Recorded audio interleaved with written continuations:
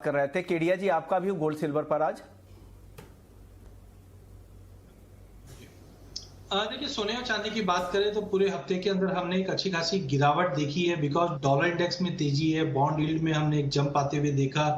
लेकिन उसके विपरीत अगर हम देखें तो 2000 एक साइकोलॉजिकल लेवल था, प्राइसेस 1940 का लेवल नहीं तोड़ पा रहा है। इन्फ्लेशन कंसर्न अभी भी सभी इकोनॉमी को इम्पैक्ट कर रहा है, जियोपॉलिटिकल टेंशन अपने चरम पे चल ही रहा है अभी। तो आई थिंक जो इंटरेस्ट रेट की भी सिनेरियो बना रहे हैं कि 0.5 से 0.75 तक के इंटरेस्ट रेट बढ़ सकते हैं अगली कुछ मीटिंग्स में, जिसके चलते प्राइसेस में दबाव था।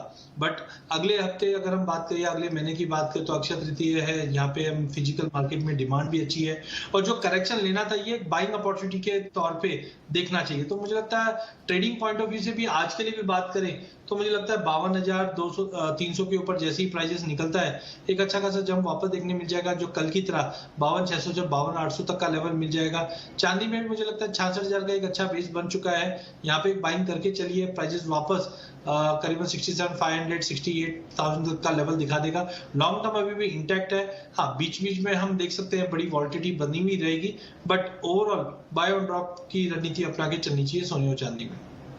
अगले दर्शक है क्रिश हैं दिल्ली से, कॉपर पर जानना चाह रहे हैं कि कॉपर में क्या करना चाहिए। केडिया जी, क्या सलाह देंगे कॉपर पर क्रिश को? देखिए, कॉपर में हमने काफी टाइम से देखा है, जब से चाइना मार्केट लॉकडाउन में रहा तब से मार्केट एक दायरे में है। सप्लाई कंसर्न्स कंटिन्यू बनी हुई है जो प्राइसेस को सपोर्ट भी दे रहा है, बट हायर साइड पे हमने दबाव भी देखा आईएमएफ के डाउनग्रेडेशन के बाद। तो इन ऑल हम देख सकते हैं ब्रॉडर रेंज 810 से 830 की है।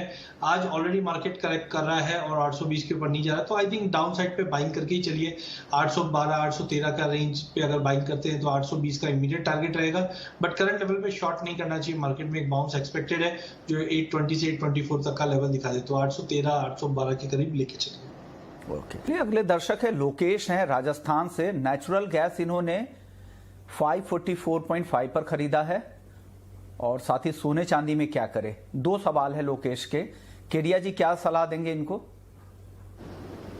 देखिए, सबसे पहले अगर नेचुरल गैस की बात करें तो आप देखिए यूरोप में अभी भी जो गैस का संकट है वो पूरी तरह से खत्म नहीं हुआ है। जिस ढंग से यूरोप ने रशियन ऑयल एंड गैस को बैन किया है, ये कहीं ना कहीं कैस्केडिंग इफेक्ट आगे भी पड़ता हुआ दिखाई देगा। इंटरनेशनल में हमने आराम से कंफर्टेबली $7 के ऊपर भी प्राइसेस को होल्ड करते हुए देखा है। डोमेस्टिक में मुझे लगता है कि प्राइसेस जब तक कल का जो लो है या हम बोल सकते हैं 510 का लेवल ब्रीच नहीं करता है, हायर प्रोबेबिलिटी कि हम वापस 570 580 तक के लेवल देख पाए। तो बिल्कुल ये अपनी लॉन्ग पोजीशन में बने रहिए। आज के अगर टारगेट की बात करें तो मुझे लगता है कि ये अगर लेट्स से 550 का लेवल तोड़ देता है तो फर्दर तेजी, अदरवाइज 548 550 के करीब ये प्रॉफिट बुक कर सकते हैं। वहीं सोने और चांदी में हमने एक रेंज बाउंड ट्रेड देखा पिछले 2 सेशन से। कल के सेशन में भी हमने देखा 52,150 200 तक का लेवल छूने के बाद प्राइसेस में जंप आया जो 650 तक का लेवल दिखाया। आज भी हमें ऐसा ही मूव मार्केट में आता हुआ दिखाई दे रहा है। मोस्ट प्रॉब्ली मुझे लगता है कि 52 150 200 के करीब मिले तो गोल्ड को लेके चलिए 550 600 के टारगेट के लिए। वहीं अगर चांदी की बात करें तो 66,000 का काफी अच्छा बाइंग अपॉर्चुनिटी बनती है, यहाँ पे बाय करके चलिए, जो 67 400 तक के टारगेट देखने मिल जाएंगे इवनिंग सेशन में। तो आपके लिए ये व्यू है। लेकिन अगले दर्शक हैं पवन है हिसार से। कॉटन के काफी समय से इन्होंने लॉन्ग किया था 3371।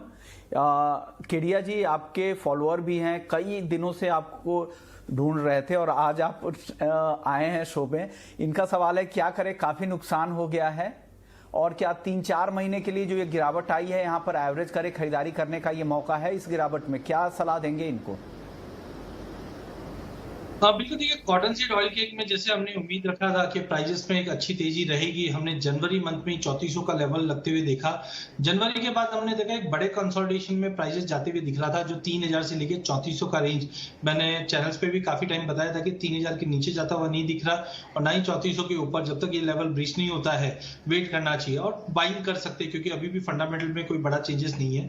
नो डाउट कल का दिन काफी इंपॉर्टेंट रहा, जहां हमने देखा कि प्राइसेस 3020-30 का जो इंपॉर्टेंट सपोर्ट लेवल था वो तोड़ता हुआ दिखाई दिया और उसी कारणवश हमने आज ऑलमोस्ट 2875 का लो टेस्ट करते हुए देखा है। आज शुक्रवार है, थोड़ा वेट करना चाहिए, क्योंकि एक चीज समझिए, जो एक्सपायर हमने एनसीडीएक्स में कुछ माल्स लगते हुए भी देखे हैं, वहां पे कुछ लोअर क्वालिटी था, जिसकी वजह से हमने देखा कोई बड़े लेवाल नहीं है मार्केट में, डेट इज वाई प्राइसेस में एक बड़ा फॉल है।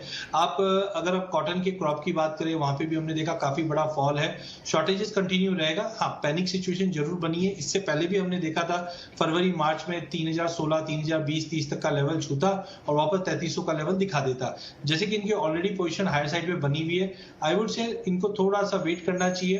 2850 एक मैक्सिमम डाउनसाइड लग रहा है, इसके बियॉन्ड टेक्निकली लग रहा है। बाकी फंडामेंटल साइड मुझे लगता है कि मंडे या ट्यूसडे देखकर इनको एवरेज करना चाहिए। और आई थिंक अगर हम 1-1.5 महीने का व्यू लेके चलते हैं तो प्राइसेस, क्योंकि रिसेंटली हमने देखा था डिमांड में थोड़ा सा स्लगिशनेस जरूर था, बट कहीं ना कहीं अभी जो 400-500 पॉइंट की गिरावट हमने देखी है, ये काफी अट्रैक्टिव बना देता है। जिस ढंग से दूध के भाव भी बढ़े हैं और कंजम्पशन भी अभी फुल फ्लैश चालू हो चुका है, तो इनको एक एवरेज के लिए वेट करना चाहिए। मंडे और ट्यूसडे थोड़ा सा वेट एंड वॉच करके एवरेज करके चलना चाहिए। ये लेवल पे शॉर्ट एडवाइजेबल नहीं है। 2850 के मुझे लगता है एक नया बेस मार्केट में बनता हुआ दिखाई देगा। ओके, चलिए अगले दर्शक है हार्दिक ठक्कर हैं गुजरात से। चांदी इन्होंने 69,700 रुपए पे लॉन्ग कर रखा है, जानना चाह रहे हैं कि क्या करें। काफी ऊपर के लेवल पे बाइंग करके बैठे हुए हैं, केडिया जी क्या सलाह देंगे इनको?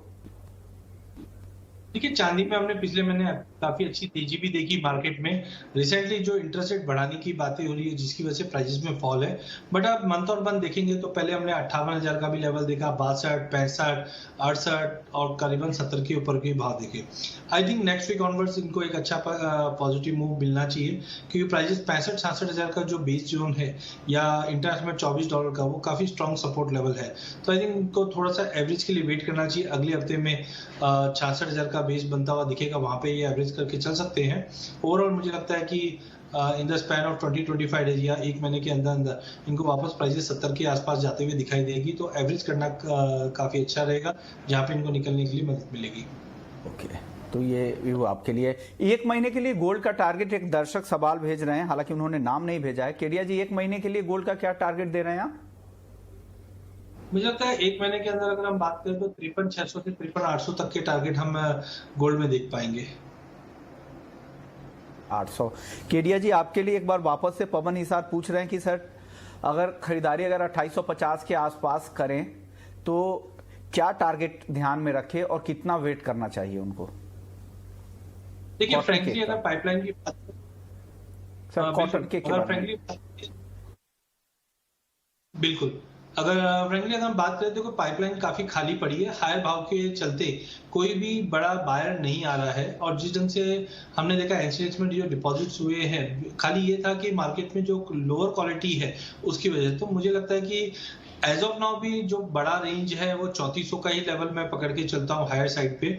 एंड फर्दर अभी जो कॉटन की सोइंग है, उम्मीद है कि कॉटन की सोइंग में इस बार इजाफा होगा, बट थोड़ा डाउटफुल इसलिए लग रहा है कि मानसून का भी अभी जो हमने देखा है कि गुजरात और राजस्थान ये एरिया में थोड़ा सा डाइजी रह सकता है। और जिस ढंग से ऑयल सीड में अगर ध्यान ज्यादा जाता है तो कॉटन का अगर लगभग थोड़ा भी कम की न्यूज आई तो इसका इम्पैक्ट पॉजिटिवली कॉटन पे भी पड़ेगा, कॉटन सीड ऑयल पे भी पड़ेगा। सेकेंडली अक्षय तृतीया है और जिस ढंग से 40 लाख शादी बताया जा रहा है, तो यहाँ पे डेली कंजम्पशन काफी सीवियरली बढ़ा है, और दूध में फैट का काम जो बढ़ता है वो खाली कॉटन सीड ऑयल केक करता है। तो ये फंडामेंटल्स आप सब जानते हैं। तो मुझे टाइमिंग लगता है कि 2850 पे अगर देखकर नेक्स्ट वीक काफी इंपॉर्टेंट रहेगा, उसके लिए मैं कुछ जो नए अपडेट्स है वो भी जरूर लाता हूँ। बट ओवरऑल मुझे लगता है कि वापस 3300-3400 का बेस हम पकड़ के चल सकते हैं हायर साइड पे। बाकी बेस मेटल्स की अगर बात करें तो आज निकेल और जिंक में तेजी दिख रही है। केडिया जी, निकेल और जिंक पर क्या आपका व्यू क्या होगा आज? देखिए, निकल में एज ऑफ नाउ हुआ ही ज्यादा बिल्डअप नहीं है, और जिस ढंग से हमने जो शॉर्ट स्क्वीज के बाद मूव देखा था, तो आई थिंक थोड़ा सा वेट एंड वॉच ही रखिए निकल के अंदर। जबकि जिंक के अंदर हमने अच्छा खासा बारह में जम देख रहे 2020 के बाद की इन्वेंट्रीज लॉ बनते हुए देख रहे हैं। स्टेनलेस स्टील डिमांड से भी हमने देखा इंप्रूवमेंट है। नो डाउट पिछले महीने का जो चाइना के नंबर्स आए हैं इंपोर्ट्स के, उसके अंदर भी ड्रॉप था, जिसकी वजह से प्राइसेस थोड़ा साइडवेज ट्रेड कर रहा है। बट इन ऑल अगर हम थोड़ा लंबा व्यू लेके चलते हैं हफ्ता 10 दिन का, तो जिंक के अंदर हमने देखा है कि 370 के ऊपर प्राइसेस काफी स्ट्रांगली मूव कर रही है। तो अनलेस अंटिल 370 का लेवल ब्रीच नहीं करता है, 382 से 388 तक के भी लेवल दिखा सकता है। तो आप बिल्कुल जिंक के अंदर बने रह सकते हैं, या 74-75 की जोन में आप लेके चल सकते हैं। अब कुछ एग्री काउंटर्स पे भी नजर डालें तो मसालों की बात करें तो शुरुआती तेजी के बाद अब यहाँ पर कमजोरी दिख रही है। जीरा 1.5% नीचे है, धनिया सुस्ती अब दिखा रहा है, 12,500 रुपए के नीचे है। टर्मरिक में भी कमजोरी दिख रही है। केडिया जी, क्या लग रहा है मसालों में क्या करना चाहिए? अगले एक हफ्ते तक का क्या व्यू है मसालों पर आपका? देखिए, मसालों के लॉन्ग टर्म फंडामेंटल तो काफी मजबूत है। बीच में हमने देखा था कि प्राइसेस कंसोलिडेशन में चले गए थे। हमारी उम्मीद थी कि प्राइसेस में थोड़ा बड़ा करेक्शन देख सकते हैं बिकॉज एक्सपोर्ट डिमांड पे इम्पैक्ट था, बट वैसा हुआ नहीं। मार्केट एक दायरे में ट्रेड करने के बाद एक अच्छा खासा बाउंस दिखा दिया है। अराइवल्स अब धीरे धीरे सिंक होने लग गए हैं। जिस ढंग से राजस्थान गुजरात में टेम्परेचर बढ़े हैं, इसका सपोर्ट हम जीरे और धनिया में ऑलरेडी आते हुए देख पा रहे हैं। बट टाइमिंग आज शुक्रवार होने की वजह से हमने दोनों ही काउंटर में एक अच्छी खासी गिरावट देखी और टेक्निकली लग भी रहा था क्योंकि 12,000 के नीचे से मार्केट ने एक अच्छा खासा जंप दिखाया था। तो उसी को देखते हुए 12,600 के करीब धनिया बेचा जा सकता है। एक छोटा रिलीफ हमें मिल सकता है धनिया में, जो 11,900 से 12,000 तक का लेवल दिखा सकता है। वहीं अगर जीरे की भी बात करें तो जीरे के अंदर भी हमने आज एक करेक्शन आते हुए देखा। प्राइसेस हो सकता है एक बार 22,000 के नीचे आते हुए दिखाई दिए, पर ध्यान रखिए अब इकोनॉमी पूरी ओपन अप हो चुकी है। चाइना में जो लॉकडाउन था वो भी कहीं ना कहीं अगले हफ्ते तक समाप्त होता हुआ दिखाई देगा, जिसकी वजह से डिमांड रिमर्ज होते हुए दिखाई देगी। तो इन ऑल थोड़ा करेक्शन जरूर है टेक्निकली, बट फंडामेंटली जीरा और धनिया काफी स्ट्रॉन्ग है, जहां पे हम ओवरऑल टारगेट 18,000 का लेवल धनिया में लेके चलते हैं और 26,000 का लेवल जीरे में लेते हुए चलते हैं। बट फ्लक्चुएशन और वॉलिटिलिटी दोनों ही कंटिन्यू रहेगी मार्केट में। टारगेट है सर धनिया का और जीरे का 18 और 26 का?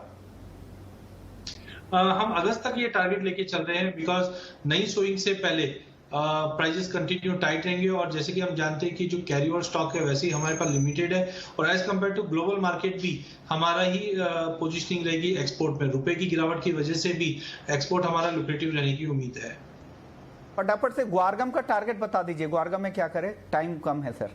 केडिया जी, गवारशीट गवारगम दोनों ही मुझे अच्छे लग रहे हैं क्योंकि यूएस के अंदर ऑयल प्रोडक्शन के अंदर काफी गवर्नमेंट इनिशिएटिव ले रही है। तो गवारशीट में मुझे 8,000 का ओवरऑल टारगेट लगा है। गवारगम के अंदर 15,000 का अगर 2 दिन का व्यू लेके चलते हैं तो गवारगम लेके चलिए 12,600 से 12,800 के टारगेट देखने मिल जाएंगे। ओके।